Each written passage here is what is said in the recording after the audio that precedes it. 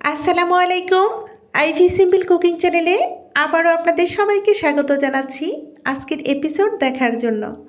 আজকের রেসিপি খুবই সুস্বাদু, মুখরোচক, চটজলদি সহজেই তৈরি করা যায় এমন একটা রেসিপি নিয়ে এসেছি, ঝাল পিঠার রেসিপি।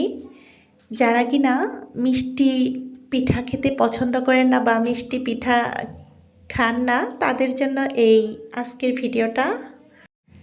শীতের বিকেলে চায়ের সঙ্গে কিন্তু এই পিঠা রেসিপিটা যদি থাকে আমার কিন্তু বেশ ভালো লাগে। ছোট বড় সবাই পছন্দ করবেন। তাহলে চলুন দেখি কিভাবে আমরা অল্প উপকরণ দিয়ে স্বল্প সময়ে চটজলদি এই সুস্বাদু মুখরোচক পিঠা রেসিপিটি তৈরি করেছি। তার মূল প্রস্তুত প্রণালীতে চলে যাই। সবার প্রথম আমরা চুলাতে একটা কড়াই বসিয়ে দিয়ে এখানে 1 কাপ পরিমাণ নিয়েছি নর্মাল পানি। এই পানিটাতে দিয়ে দেব বড় আকারের 2টো পেঁয়াজ কুচি।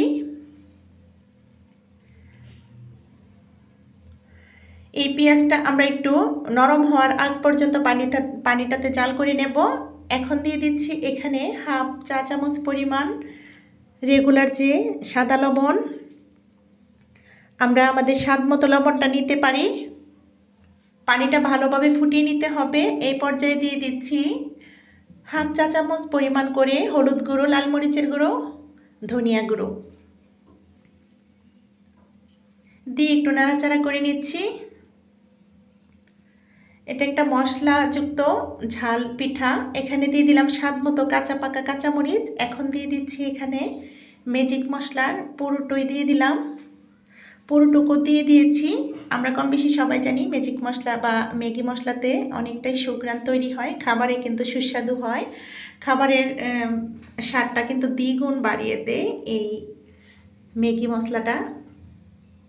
এখন দিয়ে দিয়েছি এখানে মেজারমেন্ট কাপের 1 কাপ পরিমাণ চালের গুঁড়ো। অবশ্যই চালের গুঁড়ো দিতে চেষ্টা করব। হাফ টেবিল চামচ পরিমাণ দিয়ে দিয়েছি কালো জিরা। সবশেষে দিয়ে দিলাম ধনিয়া পাতা কুচি দিয়ে ভালোভাবে নাড়াচাড়া করে নেব। আমরা একটা পারফেক্ট ডো তৈরি করার জন্য যেভাবে করা লাগে সেভাবে কিন্তু আন্দাজ মতো পানিটা দিতে চেষ্টা করব। একটা যেভাবে রুটি তৈরি করার ডোটা তৈরি করি ঠিক সেইভাবে। এই পর্যায়ে চুলার আগুন বন্ধ করে দিয়েছি।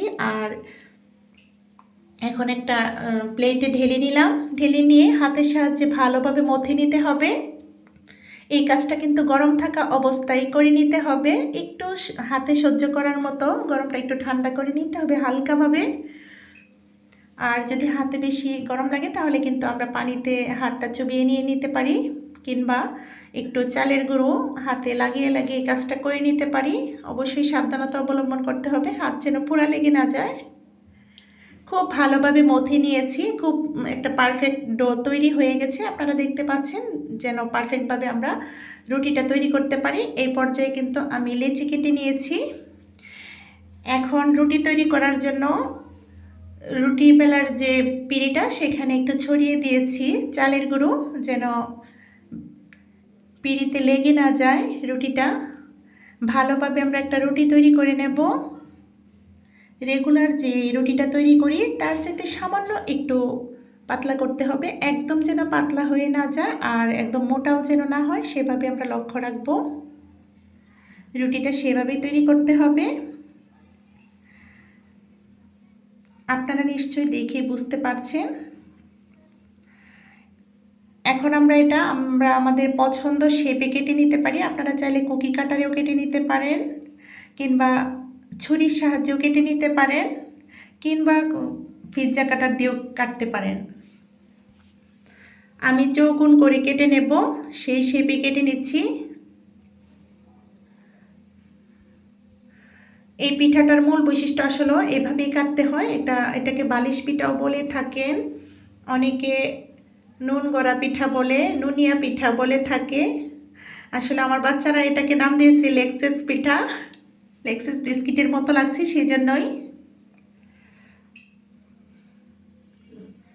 তো সমস্ত পিঠাগুলো কাটা হয়ে গেছে। এভাবে আমরা সাইডের অংশটুকু কিন্তু ফেলে দেব না, ওইগুলো দিয়ে রুটি তৈরি করে এভাবে কেটে নিয়ে নেব।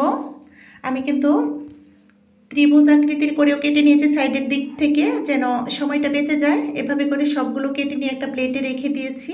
এখন চুলাতে একটা গর্তযুক্ত লোহার কড়াই দিয়েছি, এখানে পর্যাপ্ত পরিমাণ সয়াবিন তেল গরম করে একে একে পিঠাগুলো ভালোভাবে ভেজে নিচ্ছি। চুলার আগুনটা কিন্তু মিডিয়াম করে রেখে আমরা মিডিয়াম আঁচে ভেজে নেব, একদম যেন লো না হয়, একদম হাই যেন না হয়। চুলার আগুনের তাপটা আমরা মিডিয়াম করে রেখে ভেজে নেব, যেন পোড়া লেগে না যায় সেদিকে লক্ষ্য রাখতে হবে।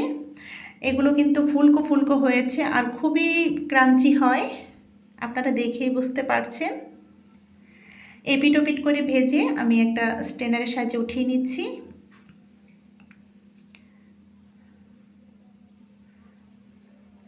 এখনও পর্যন্ত যারা আপনাদের মূল্যবান সময়টুকু দিয়ে আমার সাথে আছেন, লাইকটা দিতে ভুলে গেছেন, প্লিজ লাইকটা দিয়ে যাবেন। আলহামদুলিল্লাহ ঝাল পিঠা রেসিপিটা হয়ে গেছে। এই পর্যায়ে চুলার আগুন বন্ধ করে দিয়ে আমি এখন একটা সার্ভিং প্লেটে সার্ভ করে দেখিয়ে দিচ্ছি। দেখুন, দেখতে না যতটুকু লোভনীয় ছিল, খেতে কিন্তু তার চাইতে অনেক গুণ বেশি ছিল স্বাদের কথা আর কি বলবো, এতটা সুস্বাদু হয়। যারা এখনও পর্যন্ত এই সুস্বাদু পিঠা রেসিপিটি খাননি, এই ঝাল পিঠাটা এতটা সুস্বাদু হয়, একবার তৈরি করলে কিন্তু বারবারই তৈরি করতে ইচ্ছে হবে। এটা কিন্তু আমরা সকাল বিকালে নাস্তায় রাখতে পারি এবং বাচ্চাদের টিফিনেও দিয়ে দিতে পারি।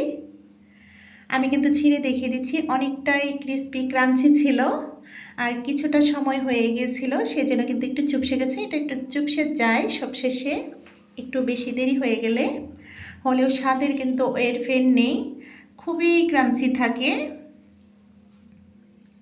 মুখে স্বাদ লেগে থাকার মতো এই পিঠাটা।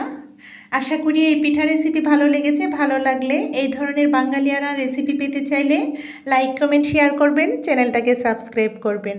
তো আপনাদের সবার সুস্বাস্থ্য কামনা করে আজকের মতো ভিডিওটা এখানেই শেষ করব।